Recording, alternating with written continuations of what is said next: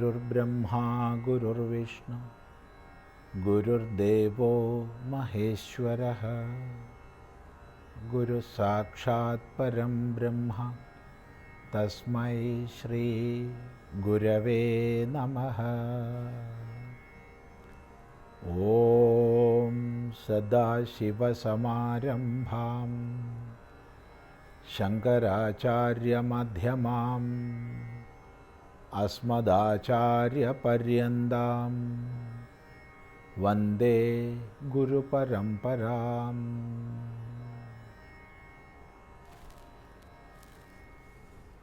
ശ്രീരാമ തത്വത്തെ സീത ഹനുമാൻ ഉപദേശിക്കുകയാണ്. അവിടെ മായികമായ തലത്തിൽ അവതാര ലീലകളെ വർണ്ണിക്കുന്നു. പാരമാർത്ഥികമായി ശ്രീരാമന് ജന്മവുമില്ല, മരണവുമില്ല, ഗുണമില്ല, വികാരമില്ല. എന്നാൽ മായികമായി ഇതെല്ലാമുള്ള ഭാവത്തിൽ ആയിത്തീരുന്നു. ലോകസംഗ്രഹാർത്ഥം അവതാരങ്ങളെ ഗ്രഹിക്കുന്നു. ആ അവതാര ചരിതത്തിലെ പ്രധാന സന്ദർഭങ്ങളെ പറയുന്നു. അവിടെ രാവണൻ സീതയെ അപഹരിക്കുന്ന സന്ദർഭമാണ് നമ്മൾ ചിന്തിച്ചത്. ഒരു മായിക രൂപത്തെ കണ്ട് ആകൃഷ്ടയായിപ്പോയി സീത. ഈ സ്ഥിതിയിൽ എത്ര ജാഗ്രതയോടുകൂടി നമ്മളൊക്കെ കഴിയണമെന്നുള്ളത് നമ്മൾ ആലോചിച്ചു. ഇതാണ് മായാശക്തി. വേദ പാരംഗതന്മാർ, ശ്രുതിശത നിഗമാന്തശോധകന്മാർ, നൂറുകണക്കിന് ശ്രുതികളെ ശുദ്ധീകരിക്കാൻ, വ്യാഖ്യാനിക്കാൻ കെൽപ്പുള്ളവർ, അങ്ങനെയുള്ളവർ പോലും മായാവലയത്തിൽ അകപ്പെടും. ഇത് മനസ്സിലാക്കി നമ്മൾ ഓരോരുത്തരും, ബ്രഹ്മചാരിയാവട്ടെ, ഗൃഹസ്ഥനാവട്ടെ, സന്യാസിയാവട്ടെ, ആരും ആവട്ടെ, ജാഗ്രതയോടുകൂടി ഈ ലോകത്തിൽ ജീവിക്കണം എന്നുള്ള വലിയൊരു സന്ദേശം ഉൾക്കൊണ്ടുകൊണ്ട് നമുക്കിവിടെ കഴിയാം. ഏതായാലും അനന്തരം അത്യന്ത ഖേദത്തോടുകൂടി സീതാന്വേഷണം ചെയ്യുന്ന ശ്രീരാമൻ്റെ, ലക്ഷ്മണൻ്റെ ചിത്രം.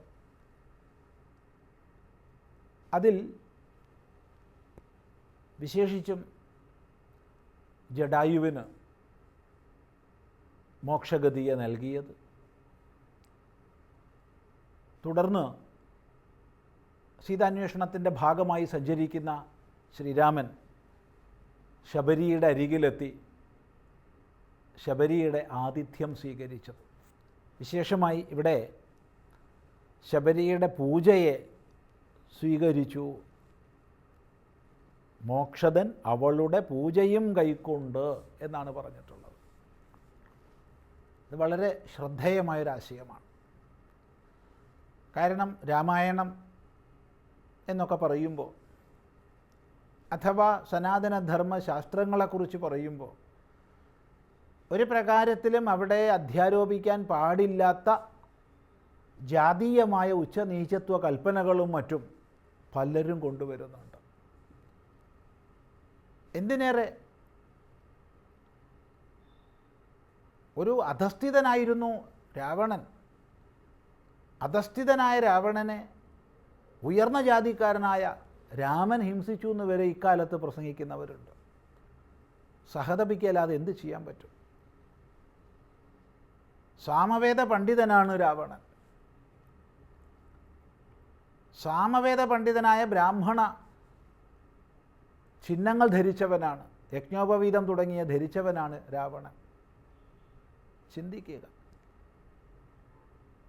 രാമൻ അത്ര പോലുമില്ല, ക്ഷത്രിയനാ. എന്നിരിക്കെ തിരിച്ചു പറയുമ്പോൾ എത്രമാത്രം അപഹാസ്യരായി സ്വയം തീരുന്നു എന്നാലോചിക്കുക. ഇനി അക്കൂട്ടത്തിൽ ഇവിടെയൊക്കെ ജാതീയതയാണ്, ഉച്ചനീചത്വ കൽപ്പനയാണെന്ന് പ്രസംഗിക്കുന്നവർ ഒന്ന് ശ്രദ്ധിക്കുക. ശബരി വനവാസിയാണ്, തീർത്തും വനവാസിയാണ്. വനവാസത്തിൽ കഴിയുന്ന ആ അമ്മയുടെ അരികെ നിന്ന് ശ്രീരാമൻ പൂജയെ സ്വീകരിച്ചു. ഒന്ന്, തീർത്തും വനവാസിയായിരുന്ന അമ്മ പൂജിച്ചു, അതൊരു വശം. രണ്ടാമത്തെ വശം, ആ പൂജയെ സന്തോഷത്തോടു കൂടി ശ്രീരാമൻ സ്വീകരിച്ചു. ഇത് രണ്ടും ചിന്തിക്കേണ്ടതാണ്. ഇപ്പോൾ തീർത്തും വനവാസിയായിരുന്ന അമ്മ പൂജിച്ചു എന്നുള്ളത്, അതാണ് ഒരാശയം. രണ്ടാമത്തെ ആശയം, ആ പൂജയെ ശ്രീരാമൻ സ്വീകരിച്ചു പൂർണ്ണ മനസ്സോടുകൂടി. ഈ രാമൻ വനവാസത്തിന് പോകുന്ന സമയത്ത് നിഷാദ രാജാവായ ഗുഹനെ ആലിംഗനം ചെയ്ത മനോഹരമായ ചിത്രം രാമായണം വർണ്ണിക്കുന്നുണ്ട്. ഗുഹനെ ആലിംഗനം ചെയ്യുന്ന രാമൻ, ശബരിയിൽ നിന്ന് സമർപ്പണത്തെ സ്വീകരിക്കുന്ന രാമൻ. ആ രാമനെ കൊണ്ടാണോ, ആ രാമചരിതത്തെ കൊണ്ടാണോ നമ്മുടെ ഹീനമായ ദുർബുദ്ധിയെ അധ്യാരോപിച്ച് ജാതീയമായ ഉച്ചനീചത്വ കൽപ്പനകളെ നമ്മൾ പറയുന്നത്? ആ രാമായണത്തെ കൊണ്ടാണ്. കഷ്ടമെന്നല്ലാതെ ഒന്നും പറയാനില്ല. വാസ്തവത്തിൽ അങ്ങനെയുള്ള ജൽപ്പനങ്ങൾ മറുപടി പോലും അർഹിക്കാത്തതാണ്. അതിനൊക്കെ മറുപടി പറഞ്ഞ് നമ്മുടെ വിലയേറിയ സമയം നഷ്ടപ്പെടുത്തേണ്ട ആവശ്യമില്ല. പക്ഷേ ധർമ്മശാസ്ത്ര ബോധമില്ലാത്ത സാമാന്യ സമൂഹം, ഇത്തരം ഗ്രന്ഥപാരായണം പോലും ചെയ്തിട്ടില്ലാത്ത നമ്മുടെ സഹോദരങ്ങൾ നിരർത്ഥകമായ ഇത്തരം വാദങ്ങളെ കേട്ടിട്ട്, ജൽപ്പനങ്ങളെ കേട്ടിട്ട് ഭ്രമിക്കരുതല്ലോ എന്നുള്ളത് കൊണ്ട് മാത്രമാണ് ഇങ്ങനെയൊക്കെ പറയേണ്ടി വരുന്നത്. അതുകൊണ്ട് ഈ വാക്യം വളരെ ശ്രദ്ധിക്കുക. മോക്ഷദൻ, മോക്ഷത്തെ നൽകുന്നവനായ ഭഗവാൻ അവളുടെ ശബരിയുടെ പൂജയെ സ്വീകരിച്ചു, കൈക്കൊണ്ട്. അനന്തരം മോക്ഷദാനവും ചെയ്തു പുക്കിത് പമ്പാതീരം. അങ്ങനെ പമ്പാതീരത്തിൽ എത്തിച്ചേർന്നു. പമ്പാതീരം എന്നുള്ളത്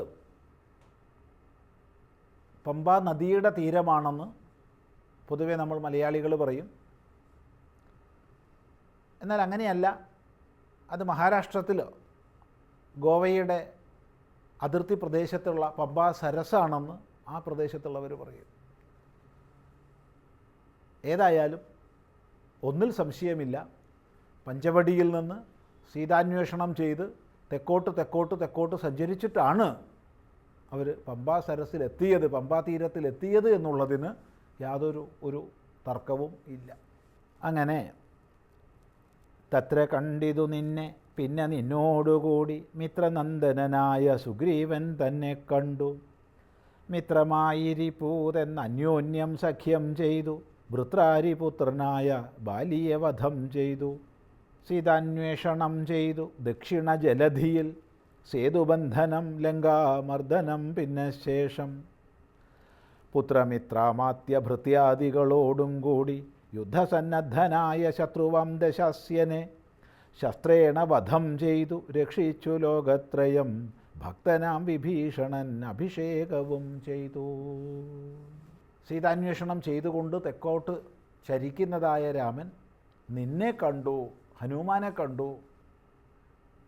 അനന്തരം സുഗ്രീവനുമായി സഖ്യം ചെയ്ത് ബാലിനിഗ്രഹം ചെയ്തു. ബാലിനിഗ്രഹം രാമായണത്തെ സംബന്ധിച്ച് വളരെ തെറ്റിദ്ധരിക്കപ്പെടുന്ന, വികലമായി പലരും ചിത്രീകരിക്കുന്ന ഒരു ഭാഗമാണ്.